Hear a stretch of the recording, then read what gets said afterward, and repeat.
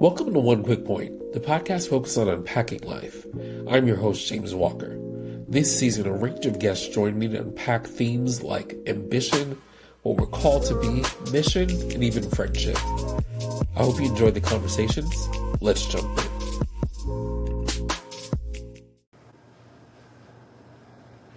Nikeiva, thank you so much for joining us today. Yeah, thank you for having me, honestly. I feel all special. Well, you are in fact special. We go way back. But one of the things that I have been approaching with this project is really trying to understand and unpack different parts of life, of course. Big one that came up in our conversation when we reconnected was transition. And before we get into that, I want to take some time and go into a little bit of the origin story so people can understand a little bit about who you are, but also understand a little bit about the perspective you're bringing to the conversation. So if we start there, tell me, who's Nikeiva?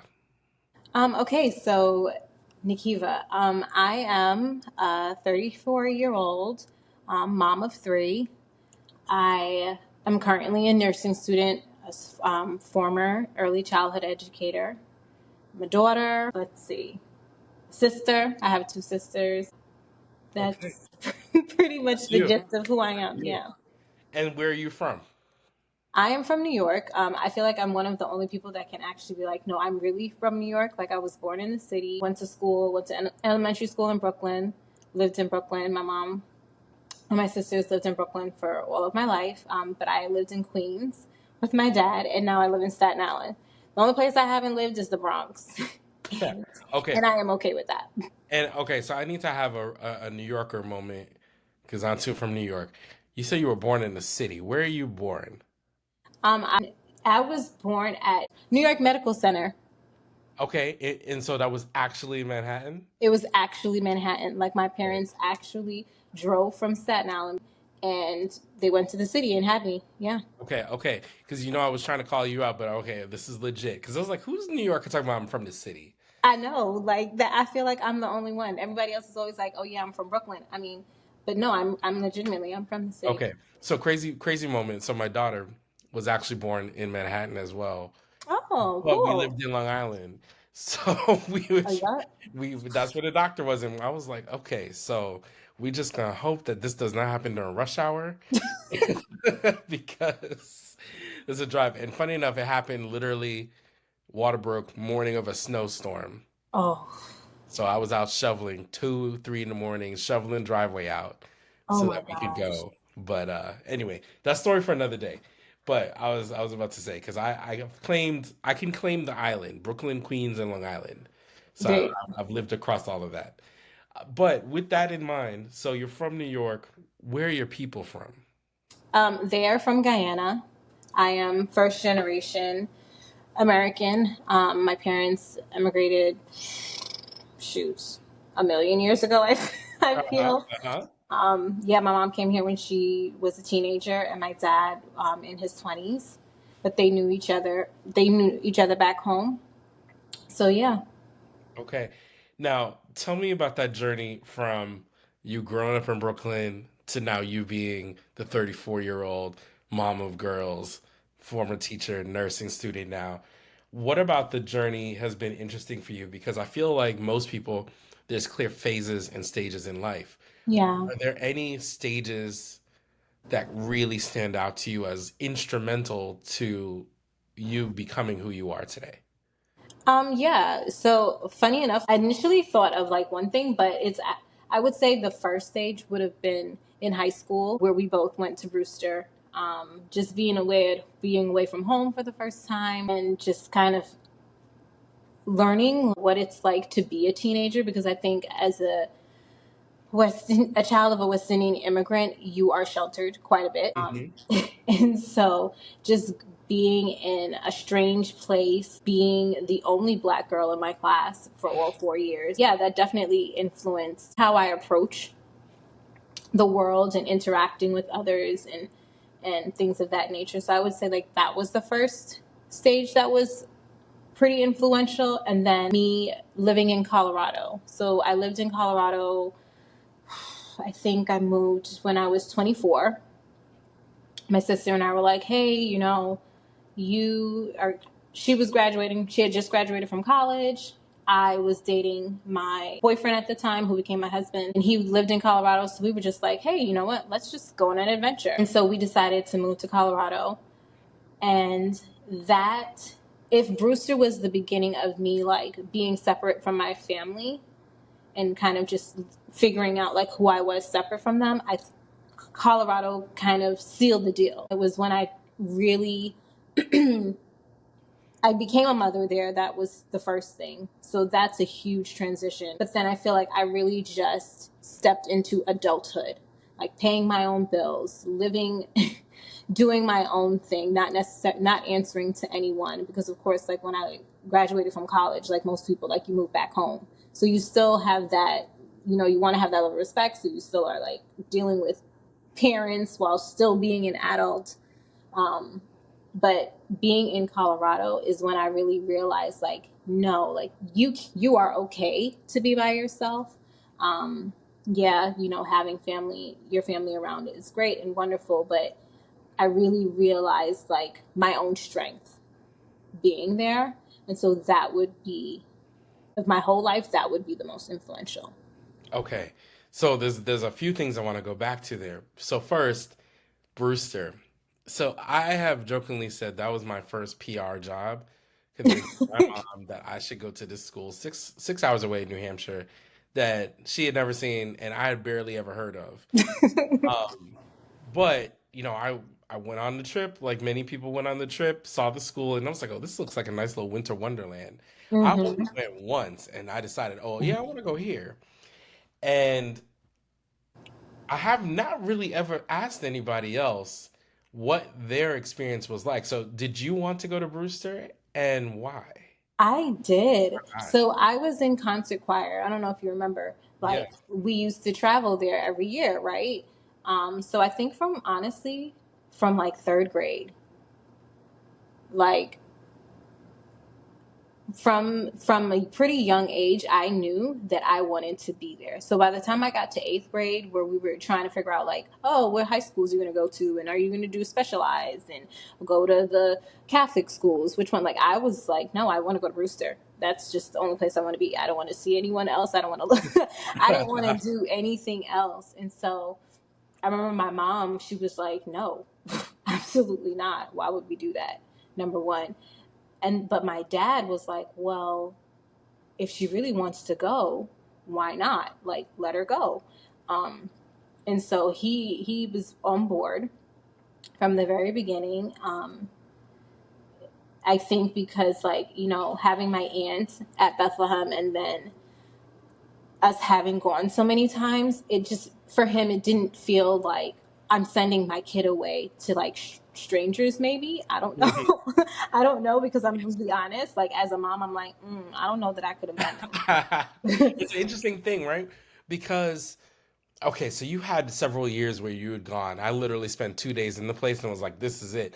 But Wow. I laugh because what we're talking about just briefly there, like people who aren't from New York may not necessarily get it, but it's you hit high school. High school is a big transition for people in New York. Mm-hmm. I don't want to, to make a weird Harry Potter reference. It's a real sorting hat situation Yep. with, okay, so what kind of person are you going to be Mm-hmm. depending upon what high school you go to? And a lot of people have opinions, and there's no like better than or lesser, than in terms of your choices, but the choice means something. Yes. And I remember there's all this, and some of it, okay, is the school we went to, where's, pressure, like, okay, so you could go to the Catholic schools, that's pretty good. Or, are you going to test into like Bronx Science? Or are you going to go to Stuyvesant or, Brooklyn College? Exactly. Then there was, okay, there's the good public high schools. And then there's some people who, oh, they're going out of state. And what does that mean?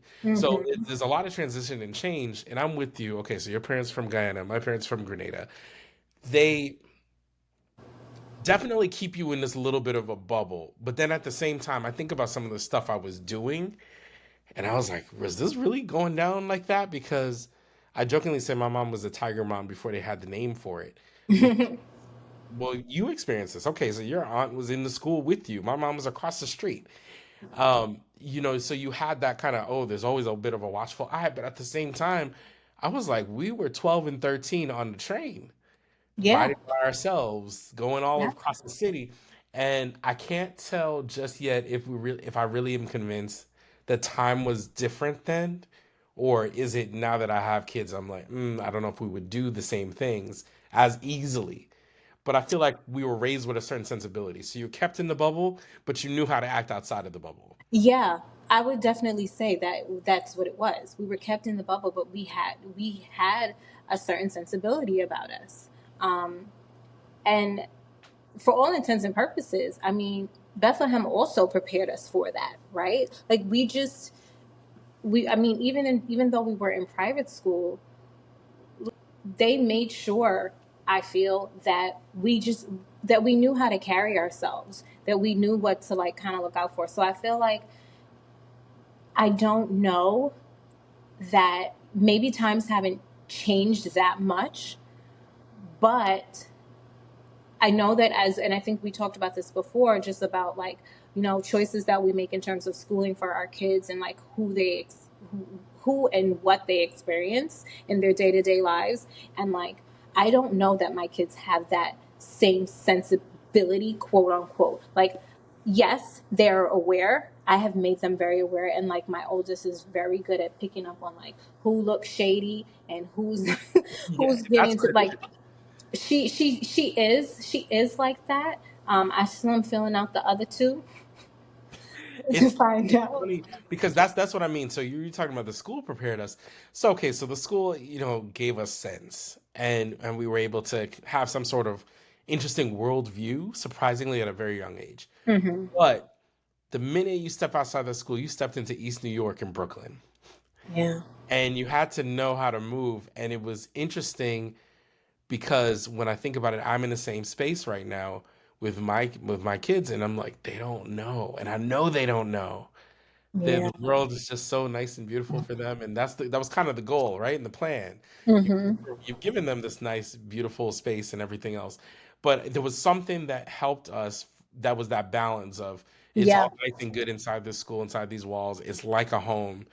Outside of it is not, but we know how to move between the two. That to Yeah. me, I think helped prepare for the transition of not only going to high school, but going to high school far from home with people you don't know, with motivations you don't understand, and Hmm. you're going to be able to figure it out and figure out how to move there too. Yeah. Actually, yeah, you're 110% correct. That minute that you stepped out of those gates, you knew that, okay, first of all, anything can happen. I mean, how many kids that would get jumped just for wearing brown and yellow? like, That was wild. I like that mean, was there's all crazy. the Like, folklore. I could write a whole little like fiction, but not really fiction series yeah. about the things that was the brown and yellow jump, the things that went down in the park. Mm-hmm. I don't know if you were remembering this. That might have been a little bit after you, but we went through the blue van phase. I don't know the blue van. We're not even gonna get into that. Just Okay. the blue van was not something you wanted to mess with. Hmm. Um, but there was a lot there growing up as young kids, and so when I hear you think about, okay, going to high school was a very transformational period, that's key. Then the reason why I find it so interesting too is you say even going to college and then going to Colorado, there were phases of, okay, you moving into your adulthood, but also moving into your independence. Hmm. And I felt like I, at the time, was so unaware of how much independence I was walking into. But on the other end, I had zero fear from leaving everything I knew. I was like, oh, this is going to be fun. Let's just go. Hmm. So I feel like sometimes that takes a special type of person that can embrace that level of transition and change and pretty seamlessly. Like, Yeah. we're just doing it. Okay. Ab- Absolutely. It's funny. So, I'm in school and I'm one of the oldest ones, like one of the older ones within my class. And some of the girls that I've, made friends with, they're younger. They're literally, they're babies, James. One isn't even 21 yet. Bless her heart. Wow. And a couple of them, they're like in their 20s. And I was having a conversation with them. And I was like, listen, because we were talking about like my life, and they were like, wow, they can't picture me at certain points of my life, right? And I'm like, well, yeah, that's true. And then one girl says, I feel like you've just lived so many lives. And I looked at her and I was like, actually, that's because I have. Yeah, Like, that's pretty fair. I Even have. in high school, we ain't gonna tell some stories, but I've seen the transition of Nikeiva, even in that Right. year period. Exactly. Like I've lived so many lives and had so many different transitions.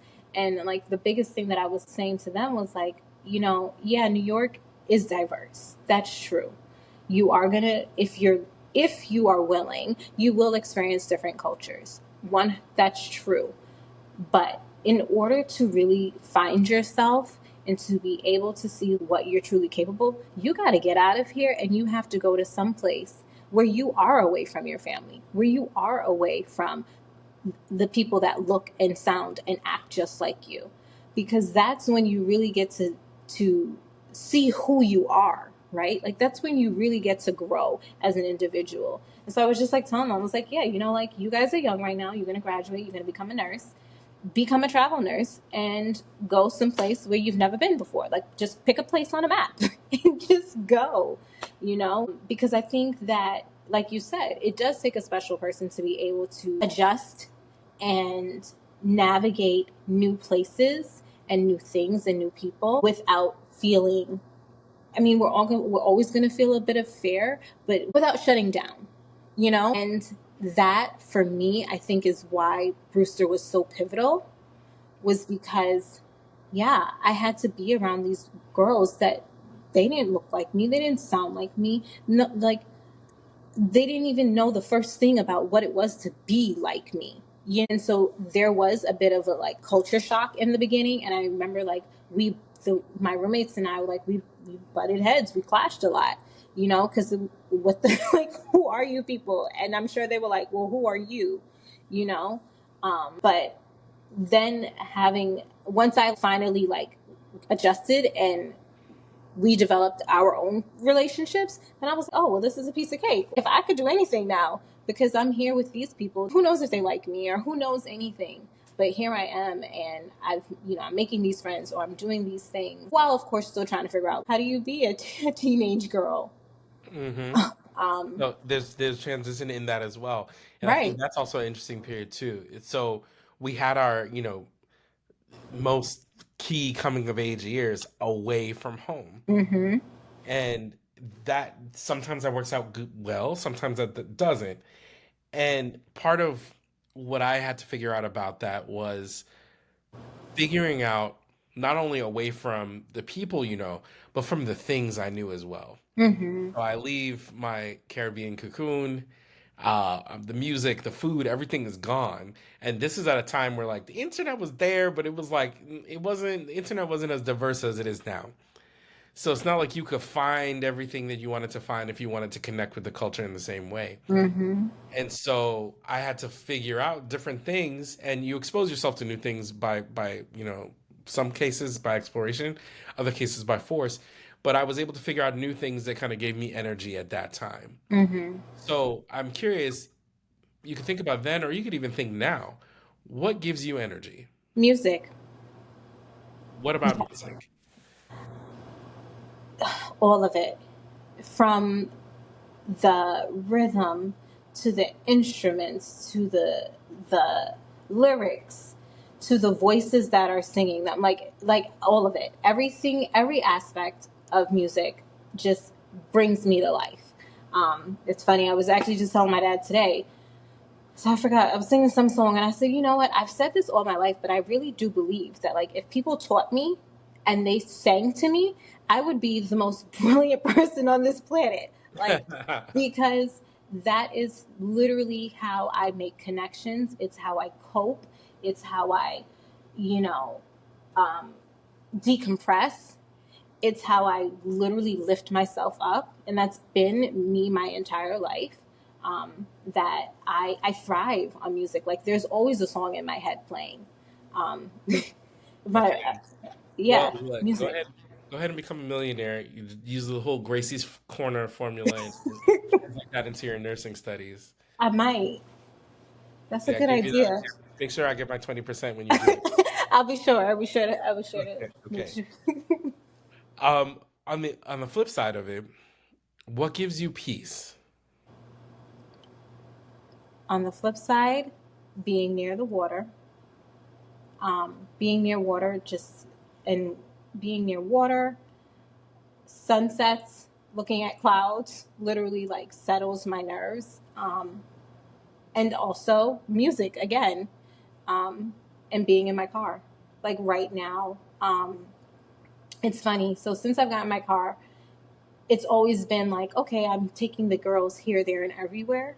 But since I've been in nursing school, my dad has been taking them, especially with the last couple of semesters.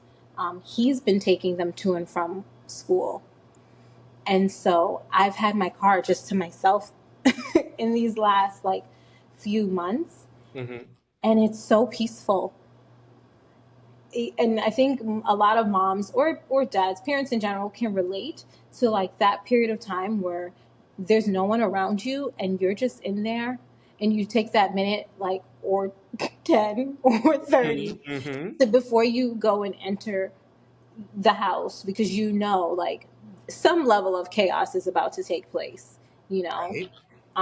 And so for me, being in my car and just vibing out, you know, and allowing myself to feel whatever it is that I'm feeling, um, to allow myself to experience that is, yeah, being in my car brings me so much peace. Okay.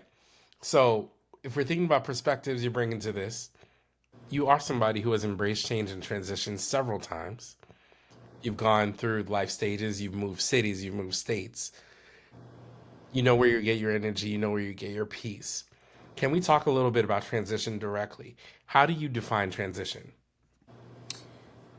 Um, so I was thinking about this. So I truly believe that is it is the art form of moving from one thing to the next, and it's just like that flow of energy. But when I think of transition, I think of labor, like when a mom is literally she's now at the end stage of labor and her body is getting ready to deliver that baby. Yeah, A flow of I know. energy, but it's also movement, right? Mm-hmm. Are you somebody who likes change? Oddly enough, no. Yet you do it. Yet I do it Why? because it's necessary. Okay. And what makes it necessary for you? Because it's truly the only way that you're going to grow. It's the only way that you actually get to experience this life as you should, is through change, right? But no, I hate it And what makes you hate it? because I like to know what's going to happen. Hmm. I am type A, and I Now, like to know. so you said okay, so there's type A and there's type A. Do you like to know or do you feel like you have to be in control?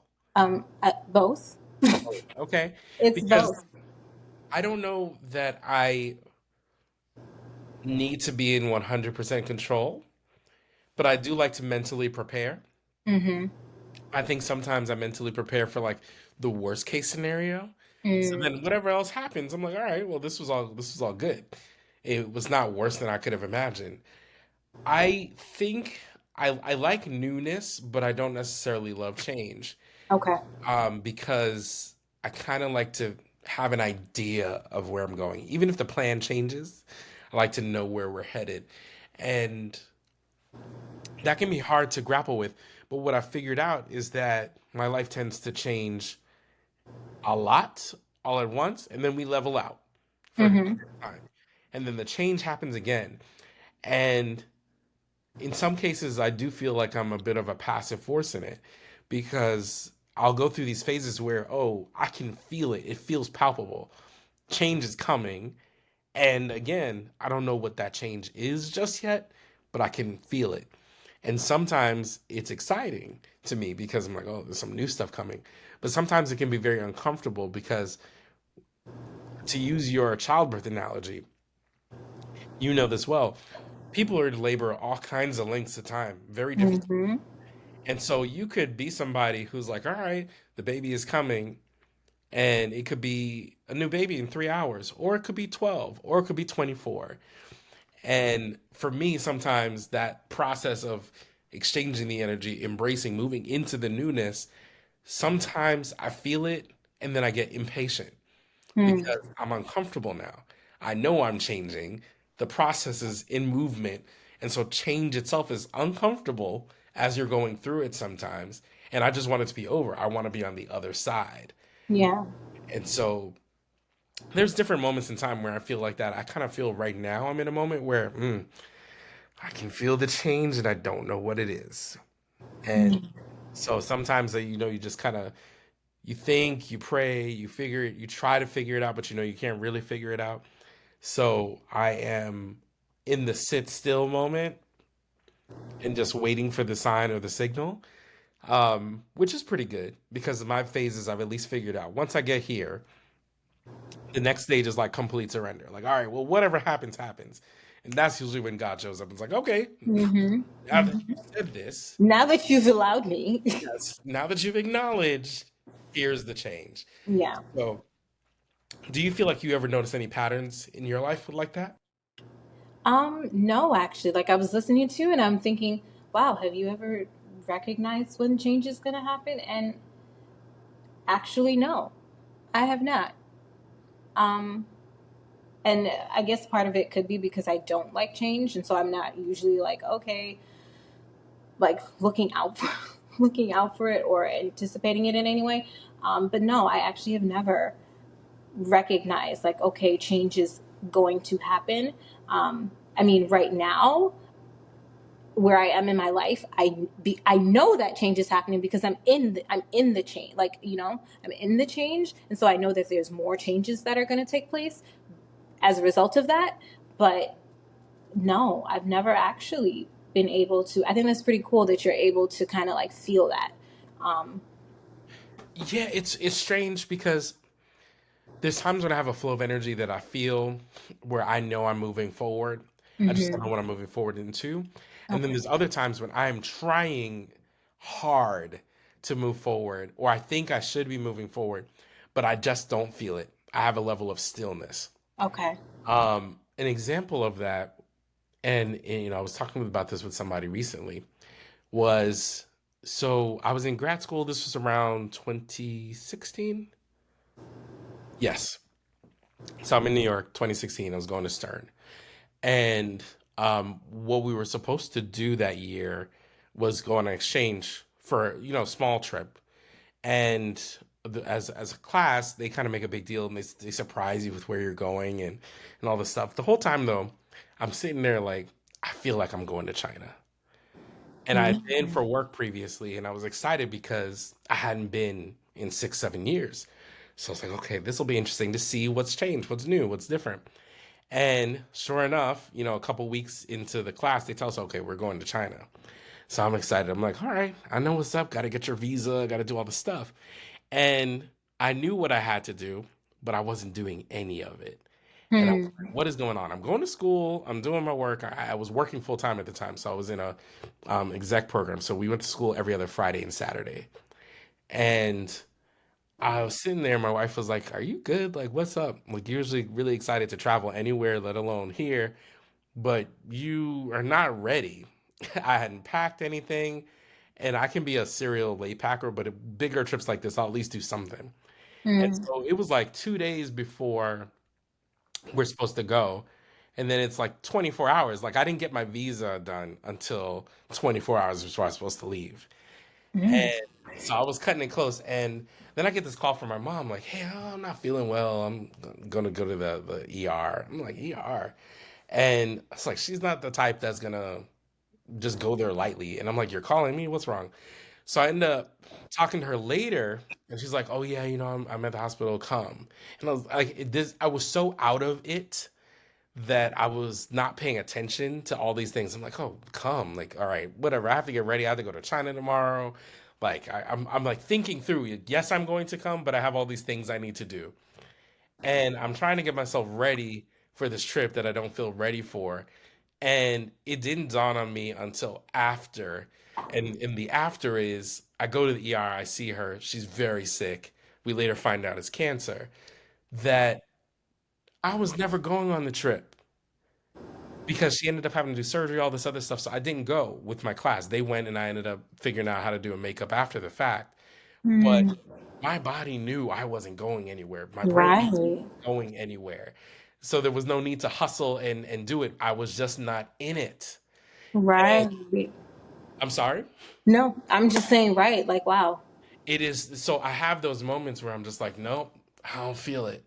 And I don't know why. And I think as I get older and I pay more attention to the transition and the change, I'm starting to be able to better anticipate or feel how I feel. So that flow of energy, that exchange, I Hmm. wasn't feeling it. And trying to move myself through it was a forced mechanism. And Right. so it's just interesting. And I'm always curious how other people navigate or feel about change and the transitions that kind of come with it. Because with that, it's like, well, okay, overnight, you're right. You're in school, you're working, now you're also a caregiver. Hmm. So buckle up. And this is a newness that just happens. So for you, you were saying you don't always feel or anticipate that. When change happens, do you feel like you're prepared for it in the way that we were prepared in high school? Because life has a way of lifing in new ways every time. It's never Um, the same thing. So you kind of stay on your toes a little bit. so even though I never anticipate it coming, s- there is something about me, and I would attribute that to just like my relationship with God, that for some reason in the midst of the change, I never feel worried or overwhelmed. Like, it doesn't feel overwhelming. So, and I think that's why it is very easy for me to just kind of adapt. I don't like it, Mm. right? I don't like when things have to change, but I'm okay in it.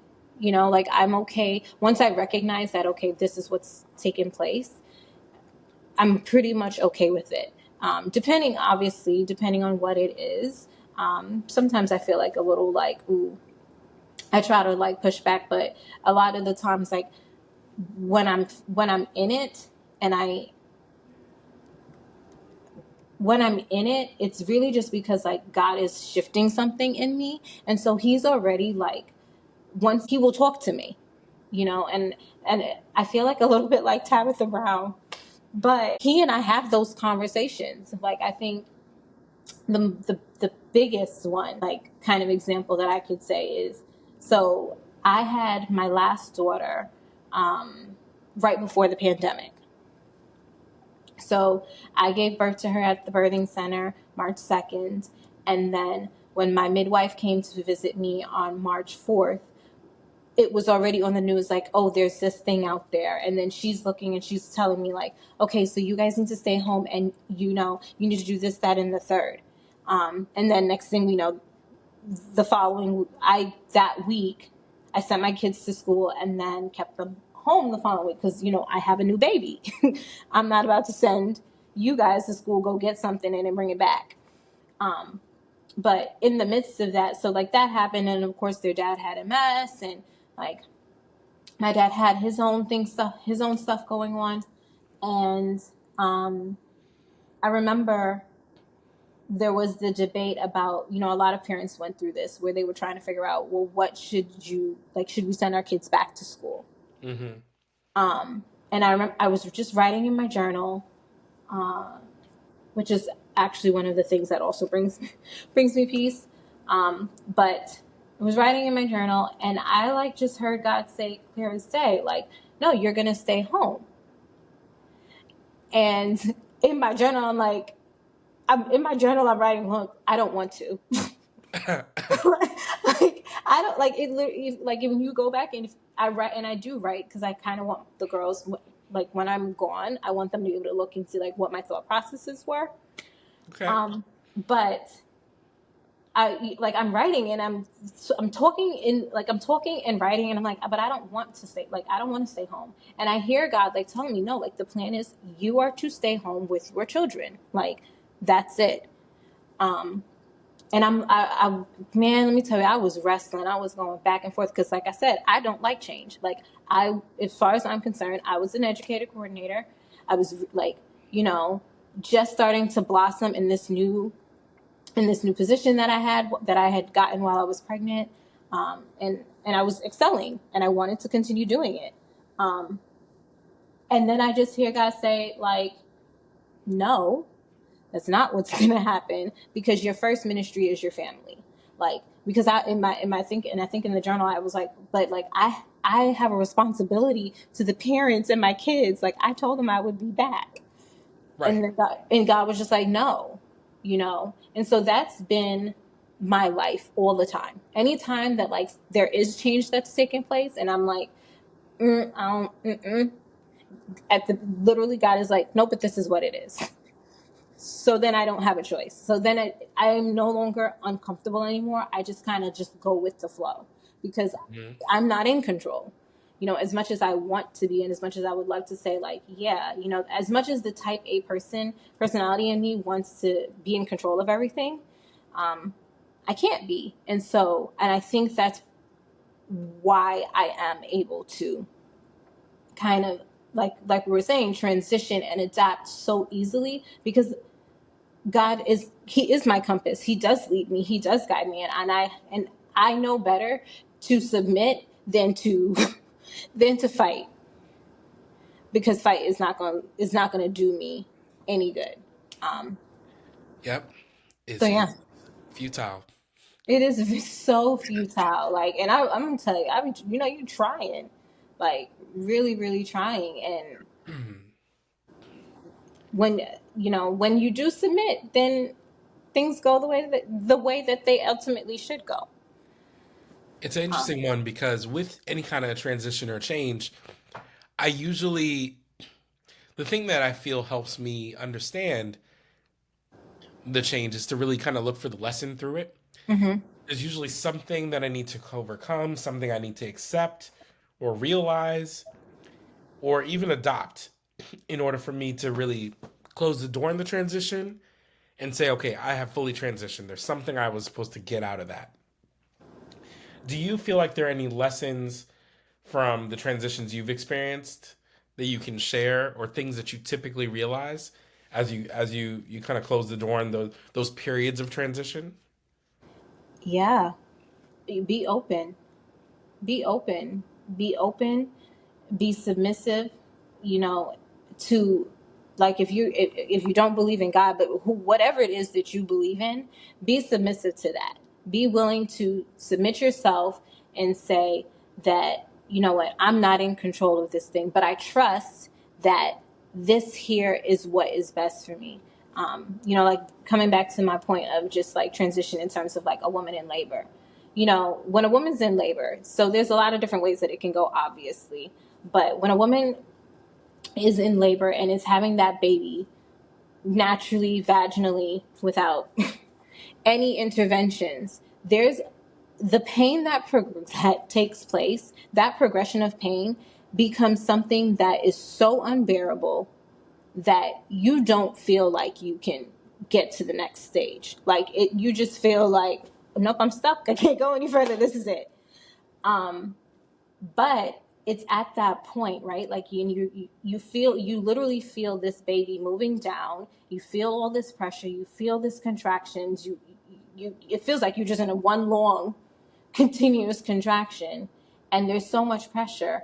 And it's at that point where that like the really big transition, right? Like that you're going to give birth is about to happen, that most people tend to like clench up. Like you don't want to do that because it's painful. And Hmm. so a lot of women, that's why like in the movies you'll hear like they're like screaming and and they're at the top of their lungs. But there's this practice in hypnobirthing that I learned when I was pregnant with my second daughter, that it's at that point, like when you're feeling that intense pain, that you have to literally relax. You have to do what's counterintuitive and drop your jaw, open up, because that jaw connects to your pelvis, and that you being open allows your baby to make way without you actually having to push, right? Like you don't act there. They actually talk about, like, we don't talk about pushing our baby out. Like we breathe our baby out in hypnobirthing, right? Hmm. And that is so powerful, because that is what you have to do in transition. Like when you're in those periods of life where like it's intense and it's laborious and there's so much going on, but you have to be open and you have to breathe so that you can get to the other side. And that for me is what, number one, what becoming a mom, especially becoming a mom like the second time around and then the third time around, but all through my life where I've had these very intense changes and periods of transition, yeah, I had to breathe through it. I couldn't clam up. I couldn't be like, oh, what am I going to do? I can't do this. I can't do this.